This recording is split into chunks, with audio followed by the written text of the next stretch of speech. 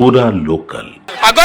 అఘోరి మోసం చేసిన రాధిక గారితో ఉన్నాము. మొదటి భార్య రాధిక గారితో. రాధిక గారు ఎలా అనిపిస్తుంది అంటే అఘోరి శ్రీనివాస్ ని అరెస్ట్ చేసి పోలీసులు ఉత్తరప్రదేశ్లో అరెస్ట్ చేసి ఇక్కడ తీసుకొచ్చారు, ఎలా అనిపిస్తుంది మీకు?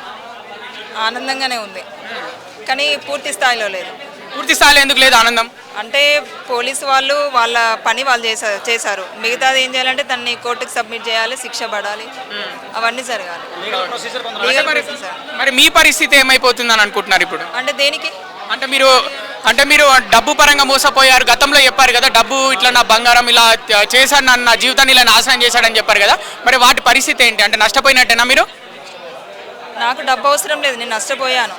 నాకు దాని మీద వ్యామోహం లేదు అన్న. తనకి శిక్ష పడాలని నేను ఇంత దూరం వచ్చాను, పడాలి అంతే. మీరు పూర్తి ఎవిడెన్స్ అంటే ఎవరికైనా సమర్పించారా మీ పెళ్లికి సంబంధించి అఘోరి శ్రీనివాస్ తోటి? మీకు నా దగ్గర ఉన్న ఎవిడెన్స్ నేను మా సార్కి ఇచ్చాను, మన మహిళా కమిషనర్ గారు కూడా ఇవ్వడం జరిగింది. అంటే ఇప్పుడు అఘోరి శ్రీనివాస్ ని చూసే ఉద్దేశం, కలిసే ఉద్దేశం ఏమైనా ఉందా పోలీస్ స్టేషన్కి వెళ్ళి? నాకైతే లేదు.